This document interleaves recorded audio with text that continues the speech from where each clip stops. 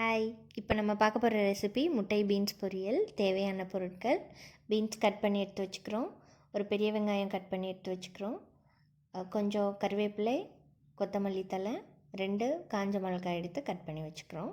ஒரு பேனை ஹீட் பண்ணிவிட்டு ஆயில் போட்டுக்கிறோம்.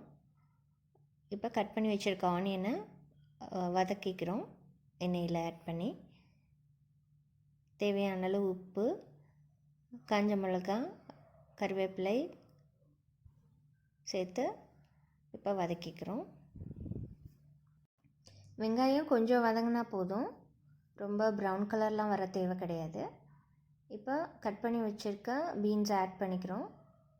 சேர்த்துட்டு நல்லா வதக்கிறோம். நல்லா வேகிற வரைக்கும் வதக்கிக்கணும்.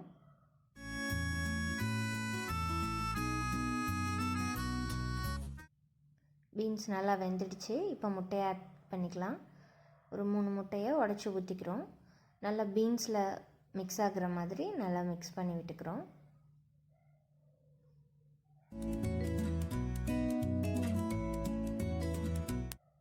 கொஞ்சம் மஞ்சத்தூள், மிளகுத்தூள் சேர்த்து மிக்ஸ் பண்ணிக்கலாம். லாஸ்ட்டாக கொத்தமல்லி தழை ஆட் பண்ணி மிக்ஸ் பண்ணி விட்டு இறக்கிட்டா சூப்பரான முட்டை பீன்ஸ் பொரியல் ரெடி ஆயிடுச்சு. நீங்களும் ட்ரை பண்ணி பார்த்துட்டு உங்கள் ஃபீட்பேக் சொல்லுங்கள். இந்த வீடியோ பிடிச்சிருந்தால் லைக் பண்ணுங்கள், ஷேர் பண்ணுங்கள், சப்ஸ்கிரைப் பண்ணுங்கள். தேங்க்யூ.